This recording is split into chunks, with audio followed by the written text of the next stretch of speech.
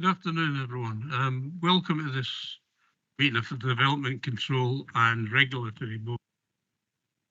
This is a public meeting and will be broadcast via YouTube. Could I remind members to turn their microphones on when speaking and turn them off when they're finished? We are not expecting a fire alarm, but if the alarm does go off, please exit the committee room via the door you came in. Turn right and go through the double doors down a flight of stairs, which leads to 2 fire exits. We have received apologies from Mr. Joe Mia, Mr. Kevin Crook, and Mr. Kim Robinson, and Mrs. Kerry Knight. Councillor Andrew Innes is here substituting for Mrs. Knight, and Peter Morris is here for Mr. Crook. Right, minutes of the previous meeting. I propose that the minutes of the meeting held on the 12th of June are taken as read, confirmed and signed. Agreed? Question time. No questions? Yeah, no questions. Okay.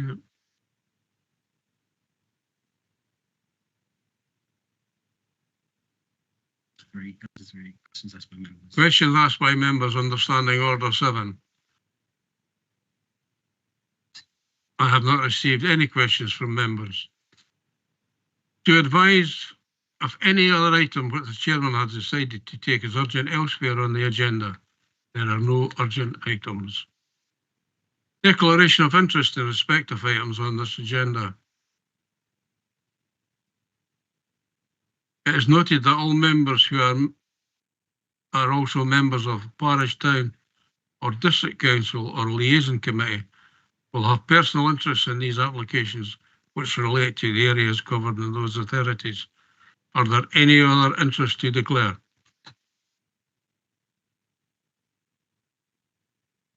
Mr. Ludgrove. Thank you, Chairman. I have a peculiar interest in item number 7, so I'll leave the room while the report is given and any discussions taken. But if somebody could grab me back in the room when that's finished. Thank you. Thank you. Mr. Innes. I just wanted to declare that I'm resident in Melton. I'm not sure I need to declare it, but the item to do with the distributor road is of great interest to me. My residence is quite close to the road as well. Thank you. So will you be remaining in the room for that agenda item? I will be remaining in the room. Thank you. Presentation of petitions under Standing Order 36. I have not received any petitions.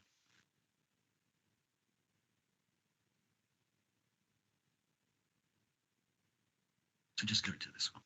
Right, North and East Melton Mowbray Distributor Road.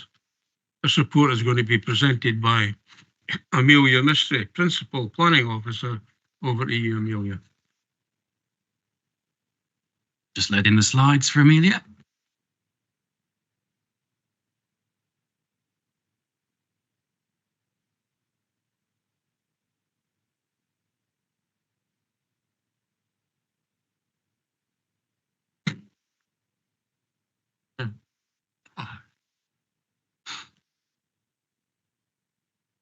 Thank you, Chair. So this proposal is for the variation of planning conditions 2 to 13, 15 to 24 of approved planning permission 2018-1204/06 for the construction of a new distributor road and shared cycle/footway around Melton Mowbray. This variation of conditions application seeks approval for the vertical realignment of the approved route, amendments to 4 of the proposed roundabouts, including a reduction in size and repositioning of roundabouts 1 to 4, the removal of 1 arm from approved roundabout 2,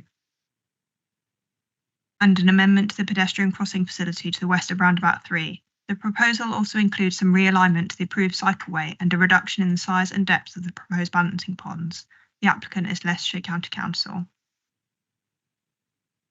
This slide illustrates the broad site location of the North and East Melton Mowbray Distributor Road, Melton Mowbray.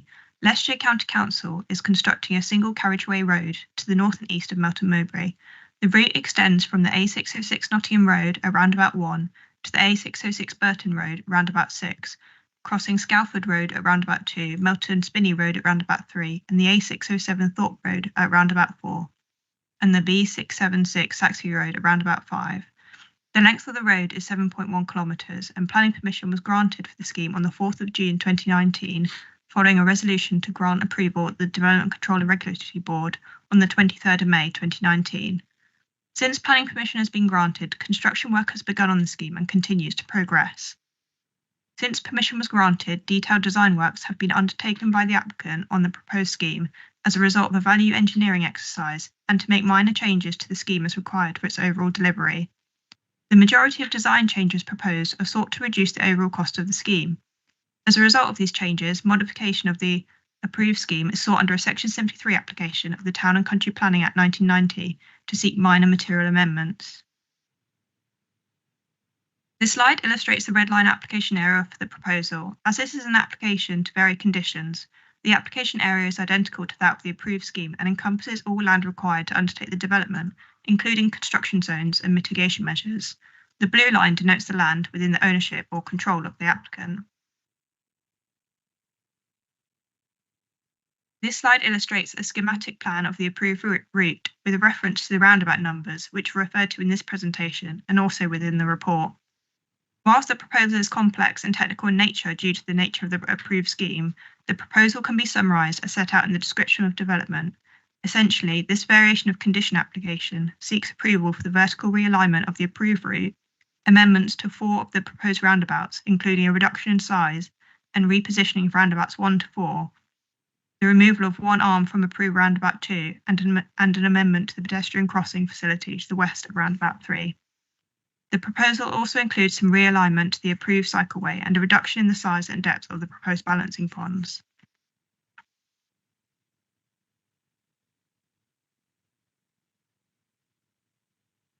This slide illustrates aerial imagery of the construction progress of the scheme. During the process of the application, consideration has been given to the environmental impacts of the proposed alteration to the scheme, which may arise either through the construction phase or the operational phase of the development. The 2018 application was supported by an environmental statement, which presented the findings of an environmental review and appraisal of potential environmental impacts and effects associated with the scheme. This covered the following environmental factors: air quality, biodiversity, climate, cultural heritage, geology and soils, landscape and visual impacts, material assets and waste, noise and vibration, health, people and communities, road drainage and the water environment, including flood risk and cumulative effects. The proposed changes considered here post-date the production of the 2018 environmental statement and the planning permission, and consequently require formal consideration from an environmental perspective. An addendum to the environmental statement, including supporting plans and assessments, has been provided by the applicant in support of the application. This addendum considers the latest proposed design changes and whether they individually or cumulatively have the potential to result in any material change to the conclusions of the 2018 environmental statement, and whether the proposal has the potential to result in significant environmental effects, considering the impact avoidance measures embedded in the design and the standard management activities that would be adopted.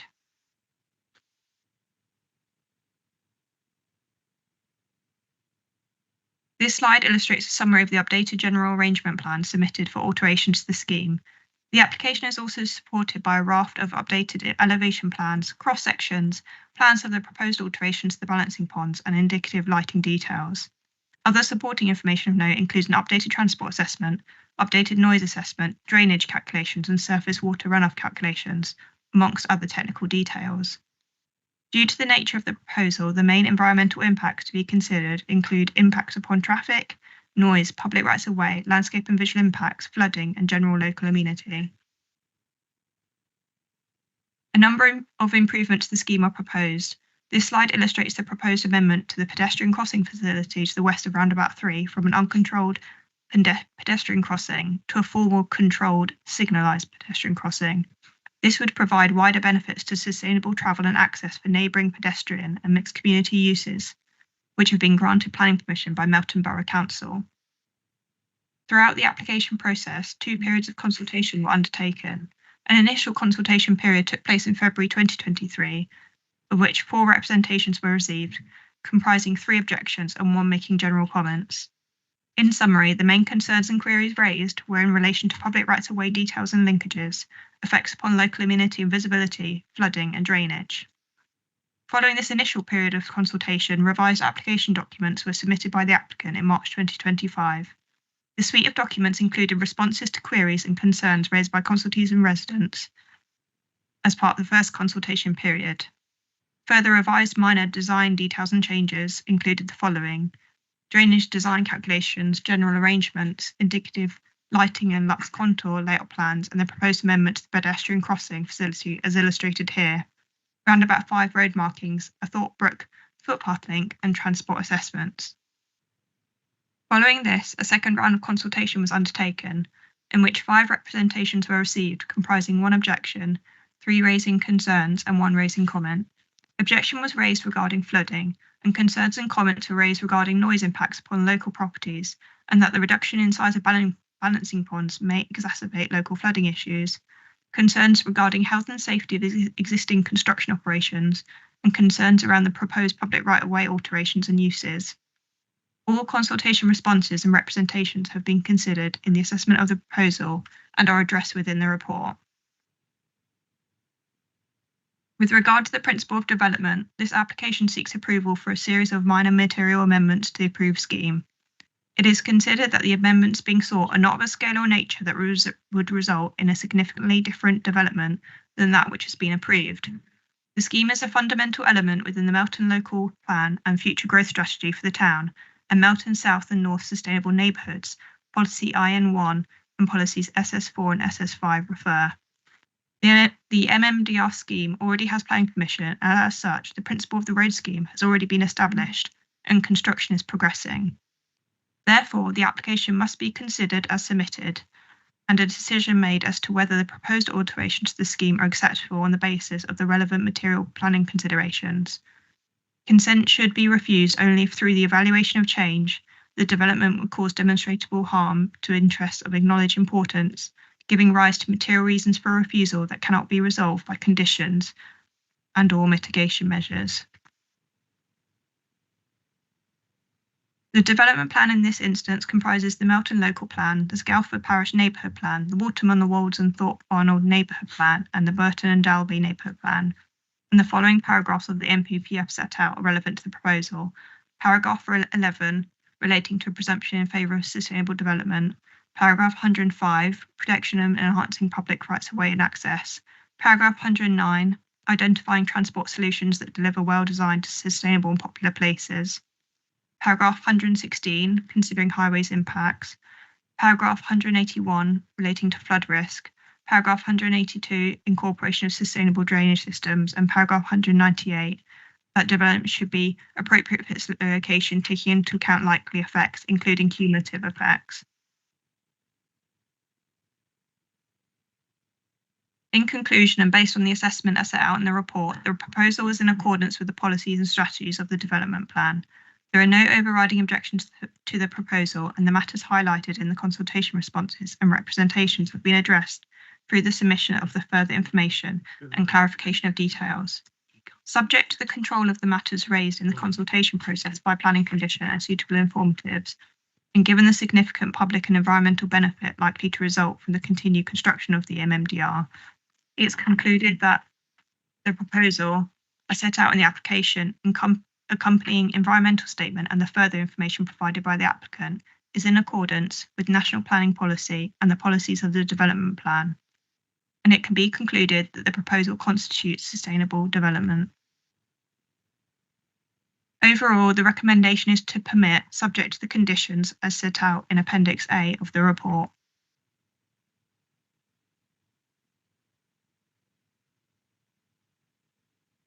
Thank you, Chair. Thank you. We have one speaker on this agenda item, Jana Walker, Assistant Director, Leicester County Council. Jana, you have 5 minutes.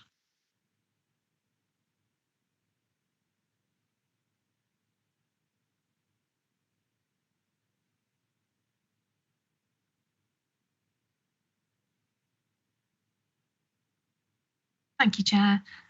Thank you for having me along today. As the Chair said, my name's Jana Warper. I'm Assistant Director for Highways and Transport at Leicestershire County Council, and I'm here in my role today as Senior Responsible Owner for the MMDR project that you've just had the presentation on.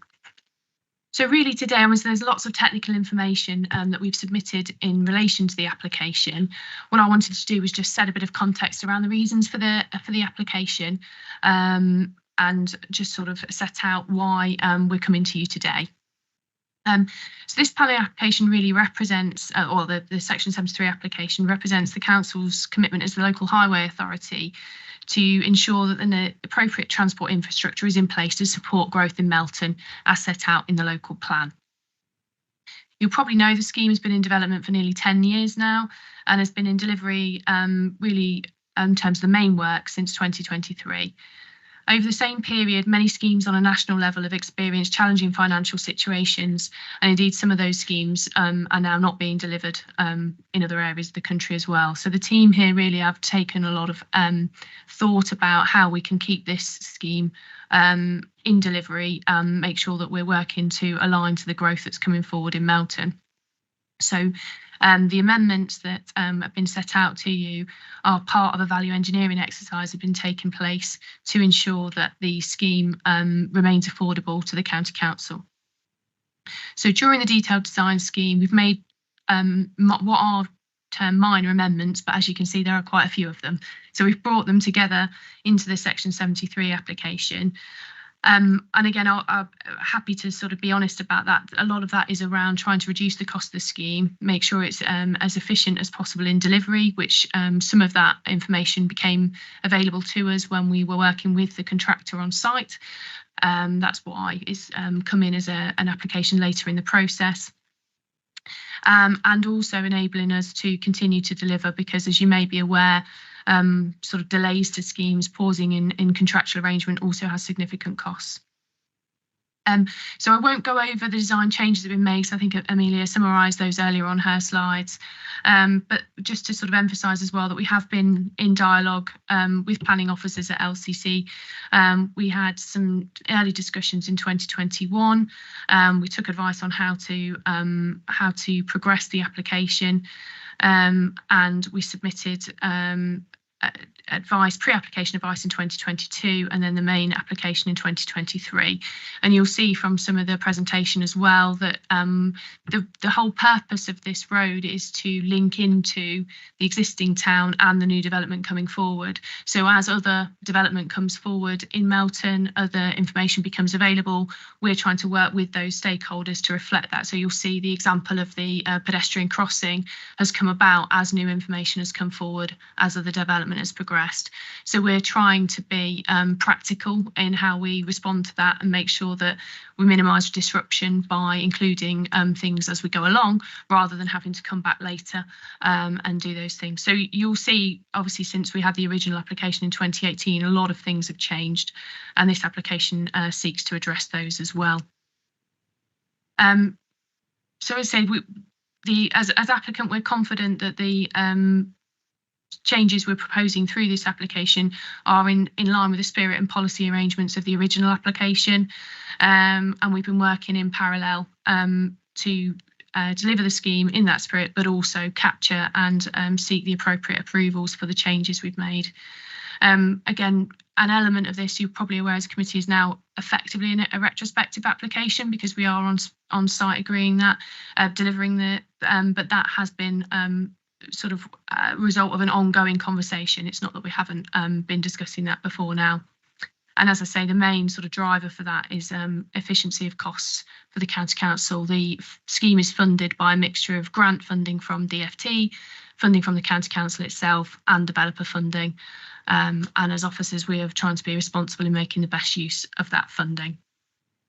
So I hope that's helpful in terms of the committee the board having some background on the reasons for the application, but I'm happy to take any questions for clarification as well.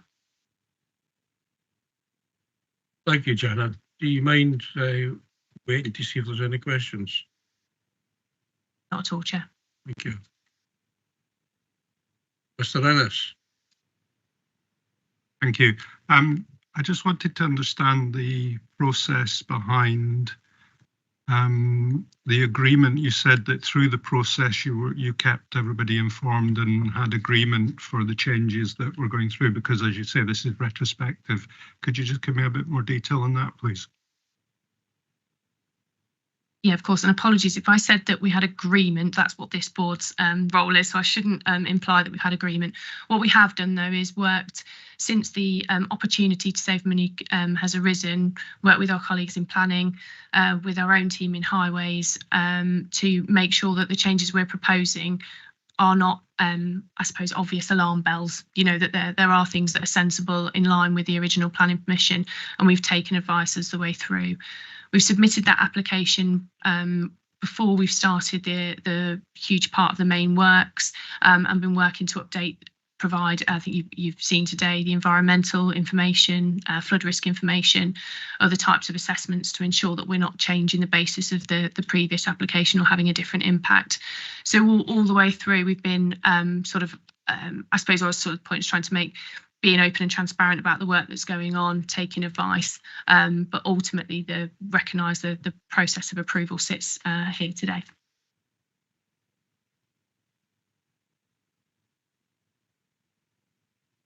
Okay, you want to ask your other question first? Thank you, Chair. Sorry, I wasn't clear on, I think you said that you've gone through the proper processes. Was there any consultation with previous councillors or on these changes, or is this the first knowledge that we have of the changes? That's really what I meant. Apologies, I should have been clearer. So as part of our approval process for the scheme, the Cabinet has been kept informed of our approach to dealing with the rising costs of delivering capital schemes. So there's been various Cabinet reports on the Melton Mowbray Distributor Road, and the last one seeking approval to deliver the scheme. We highlighted the need for value engineering and also committed to consider future opportunities for value engineering to do that. So the principle of the changes and approval for sort of managing the cost down as far as possible has been through that decision process. Apologies, I was talking about the planning aspects there. And when you get into the detail, then there's a process by which a design change or a departure from standard is proposed. It's reviewed by us as a project team, and then also an independent engineer and designer, and those are approved. Now, some of those would be a matter for the Highway Authority and its business as usual. Some of those represent a change, either a major or a minor material amendment, and which then are put through the process. So there's as you can imagine, on a scheme 7.1 kilometres long, there's a lot of design aspects and changes that happen. Material things like improvements in the type of materials that's available, they inform design changes, and so there's project processes, Cabinet processes, and then where they require or relevant to planning comes back to yourselves here. Apologies, I didn't answer that the first time. Mr. Grimley, please. Sorry, Mr. Bailey. Thank you, Chair. Just very quick question. I don't have an issue with pretty much everything on the paper. They're all pretty straightforward changes. The only one I have slight concern over is the reduction in the balancing ponds. I understand that they've been recalculated according to the change in earthworks, etc., but my concern, I think, like most people, especially residents around Melton, is we're getting more extreme weather. So we're getting more deluges of rain rather than just steady rain, for example. So you're getting more flash water coming off roadways, watercourses, that sort of thing. So that's the only, out of the whole thing, that's the only thing that really concerns me, is the reduction in those balancing ponds. Mr. Gumley. Sorry, did you want me to address that, Chair, just to provide Yes, a bit of reassurance? So in my day job as well, I also have responsibility for the lead local flood authority, so I absolutely share the concerns you've had.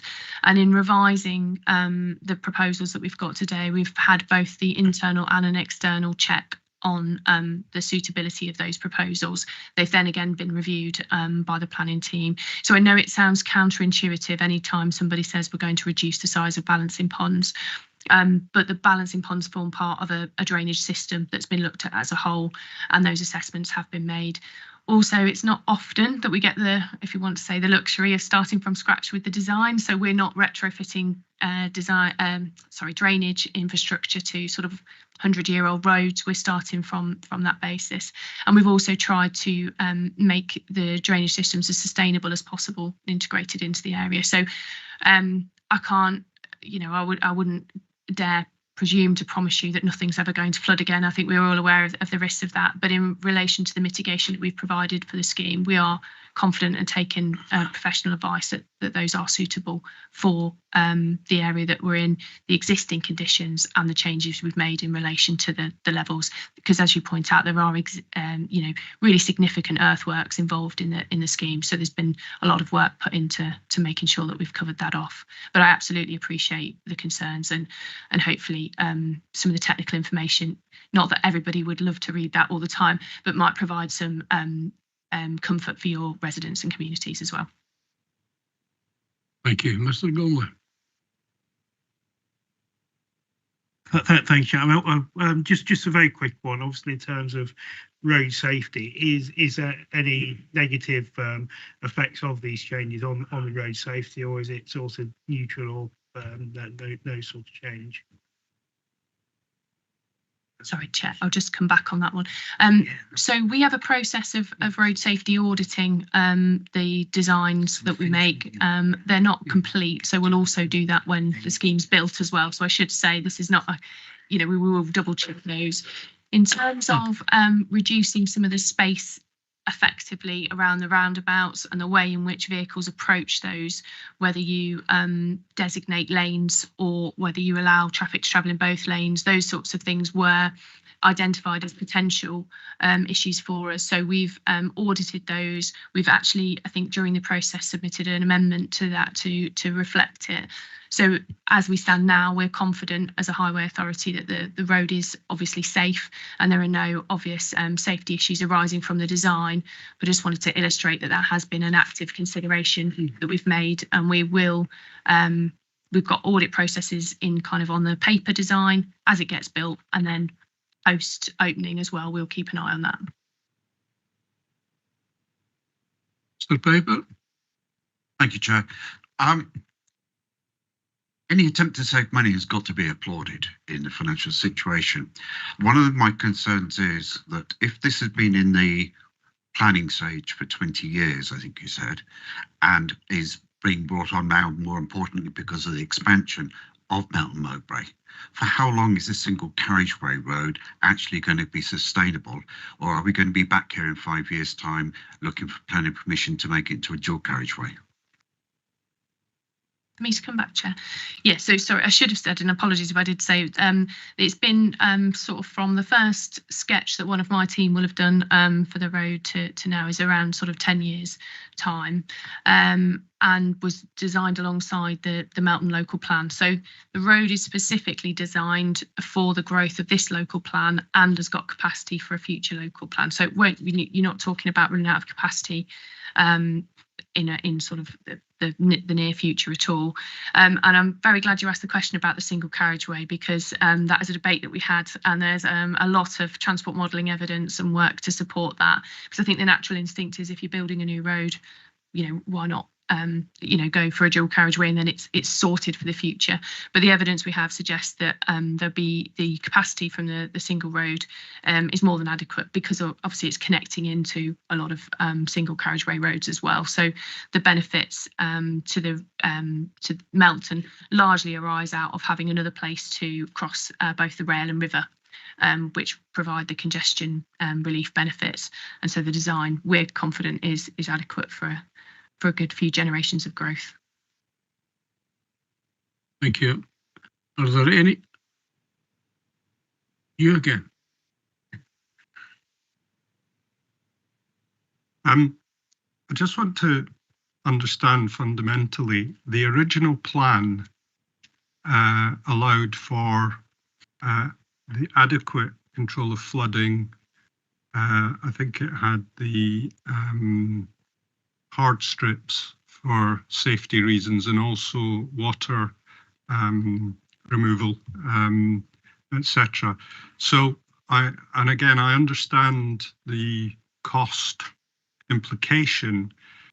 What's been compromised as a result of the reduction in costs? Because I think, going by the questions that have been asked, it seems there seems to be a conflict here. That why would we have had bigger or the hard strips in the first place, and the flood controls that were specified, but now we've changed them? These are deemed as adequate.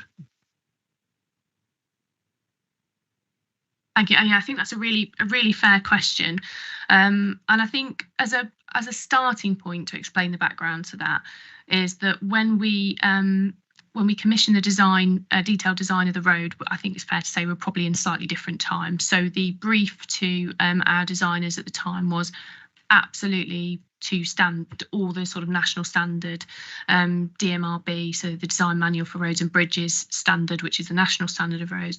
That was done, and I think as we've moved through the design period and looked for opportunities, you'll probably be aware there are plenty of examples of functioning highway in Leicestershire that are not quite to that standard. So in terms of the compromises made, and I should have said earlier, it's not a cost reduction at any price. You know, road safety and the functioning of the road safely, making sure that the drainage and flood attenuation is appropriate, is absolutely critical. There's no point in me, as in my role or cabinet in their previous role, as the cabinet was previously made up, spending a lot of money on a road that doesn't perform those functions. So what they're largely about is departures from the standard guidelines that we think have the benefit of still providing the function of the road, and providing some design changes. The other thing, some of them come about where, and again, you have to forgive me because I'm not an engineer, so this is not going to be as technical as it might have been if you had one of the engineers along, but there are effectively different ways to achieve outcomes, and some of that is around sort of design preferences.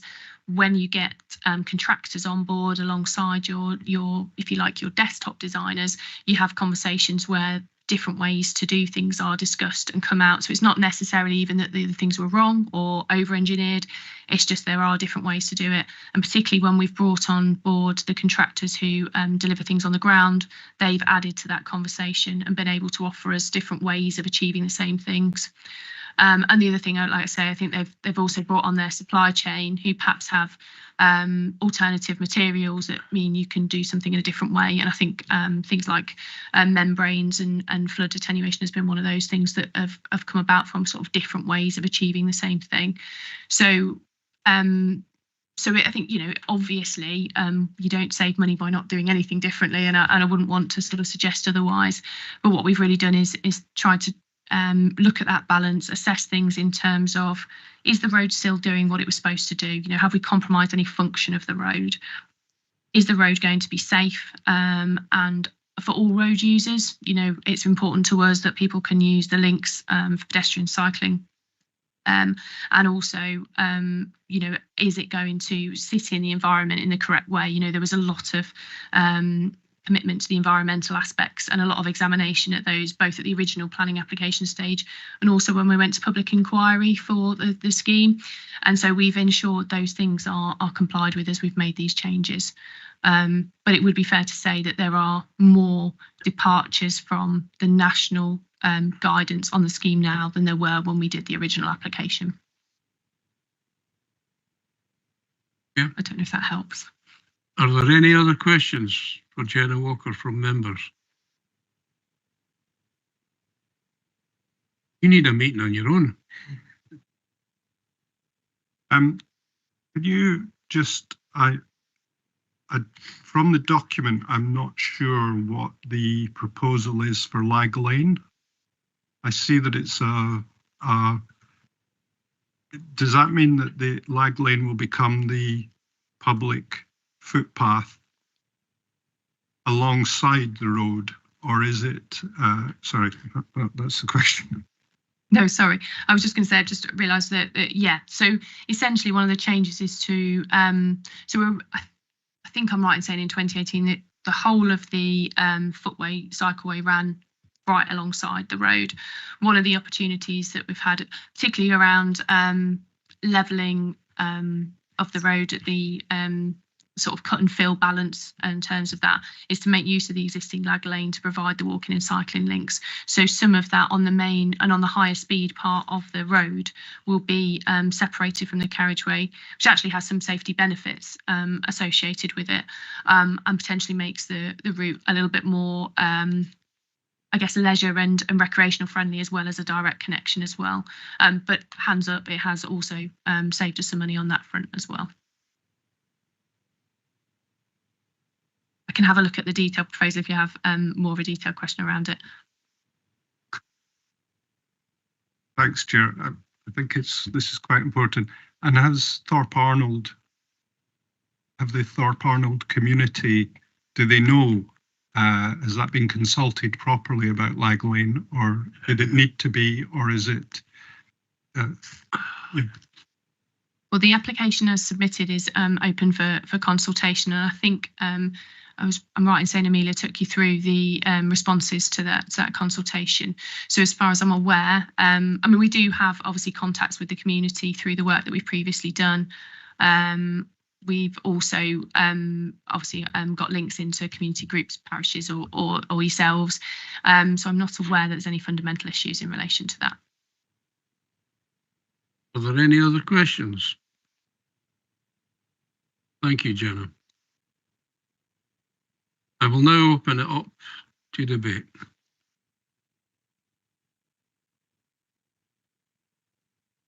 Just happy to move the report, Chair. I'm happy to second. Yeah.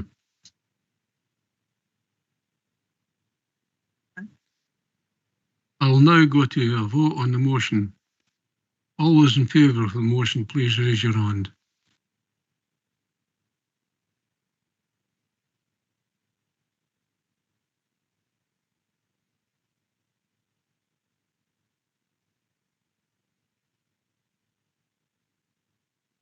All those against?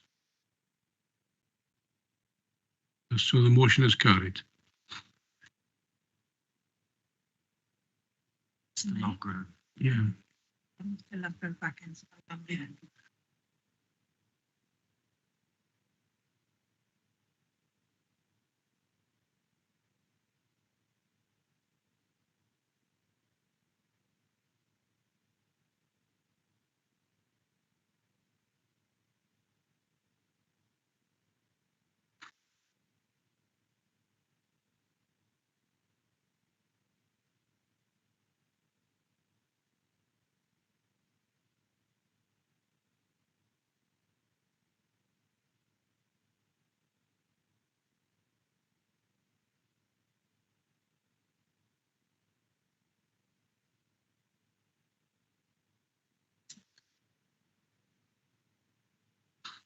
Pleasure, yeah.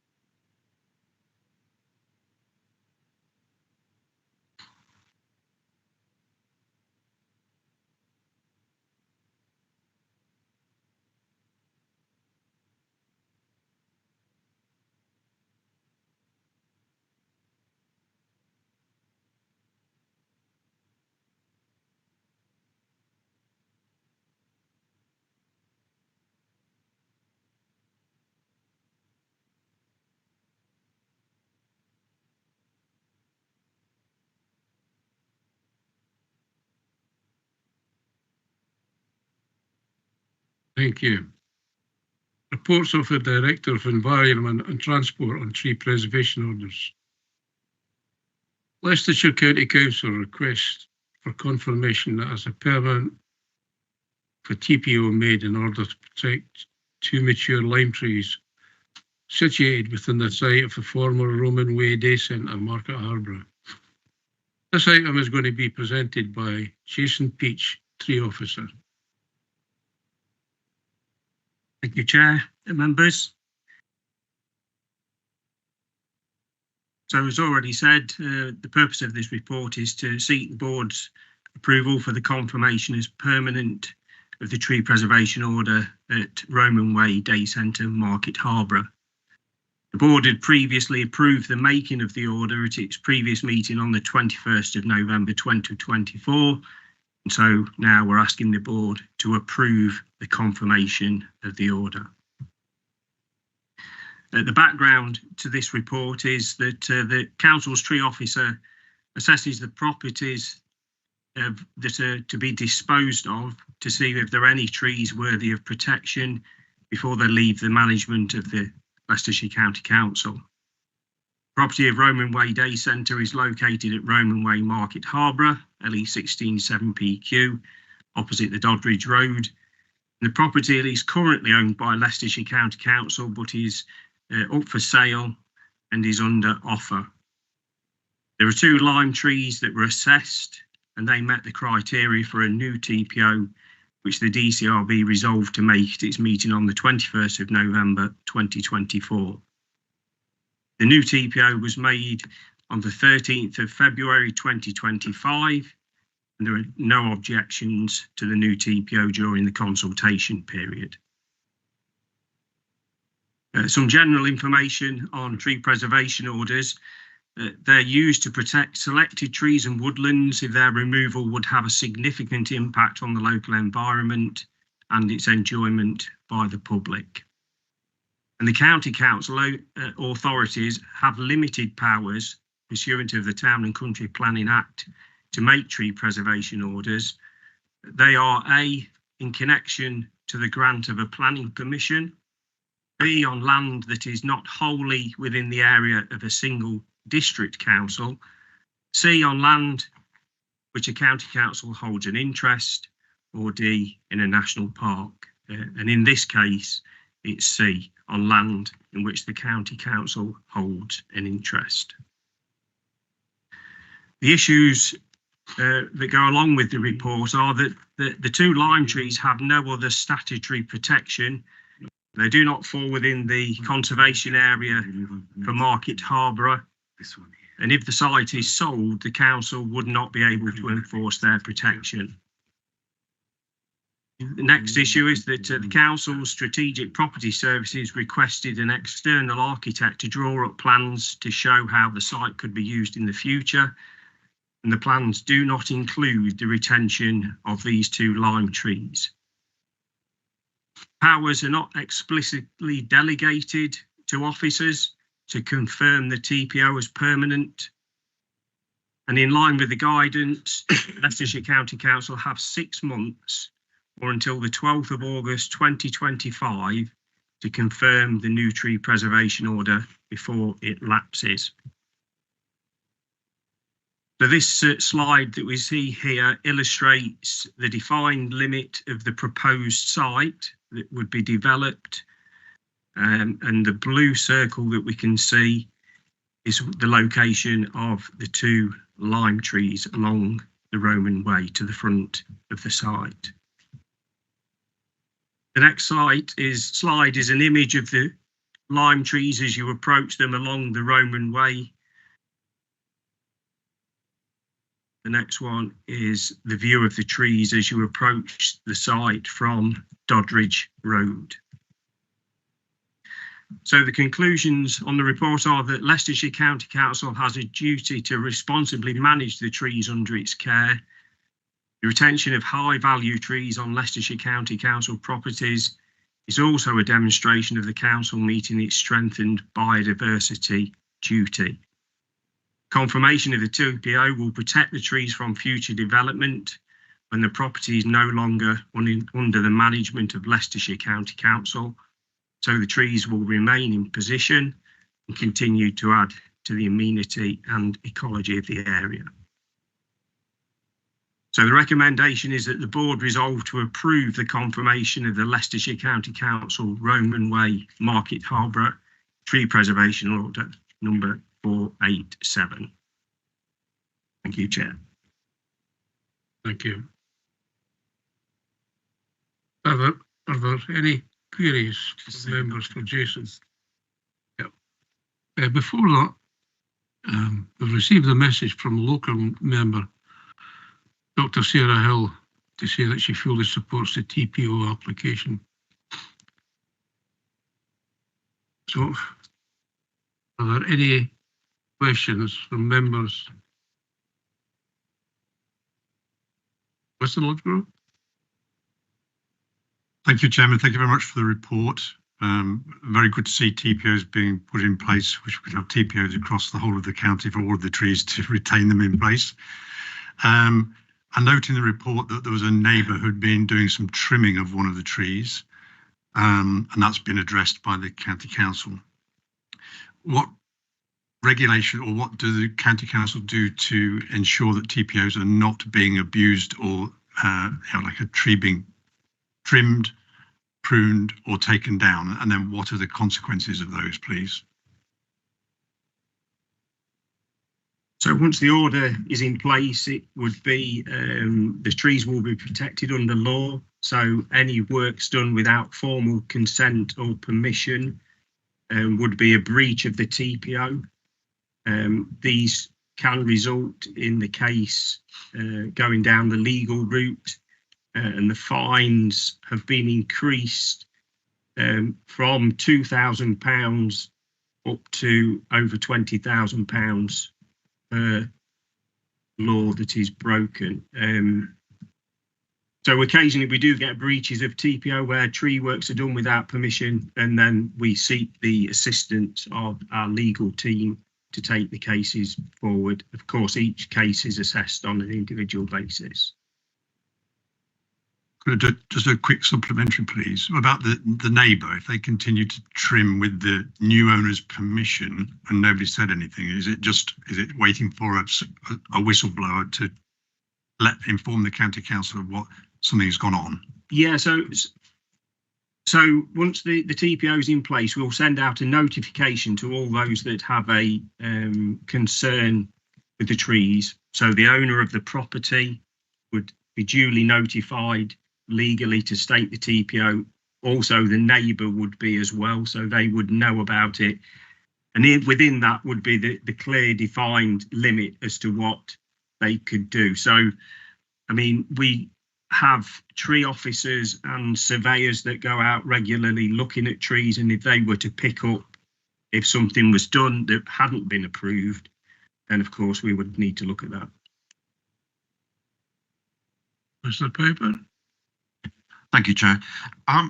Is there going to be any backlash when you consider the fact that the property is for sale and under offer? If the TPO is enforced, is that likely to affect that sale or the sale conditions? So the proposed buyer of the property has been consulted. They've been duly informed about the proposed TPO. So the TPO, the formal process is that the TPO is made, and then we have 6 months before it gets confirmed, which is what this meeting's about. So the buyers of the property know about this proposed TPO, and they have made no comments or no objections to the making of it. Then, if I may, I'd like to propose this.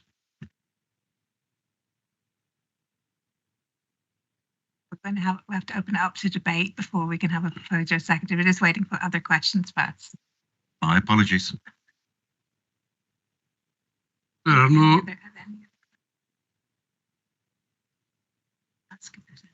Is there any other questions?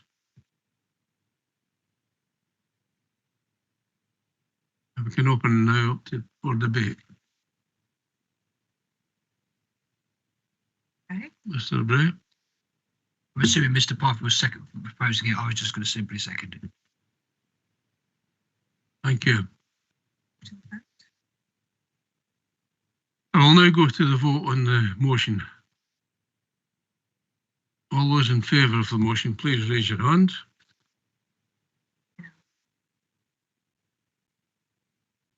All those against? None. Motion is carried, passed. Item 9.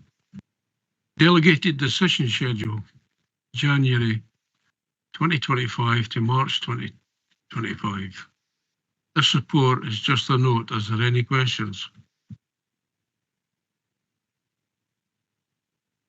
Any other items the chairman has decided to take as urgent? As I said earlier, there is no urgent announcements. The only announcement I have to make is that the next meeting will be on Thursday, the 7th of August at 2 p.m. I now close this meeting. Thank you. Another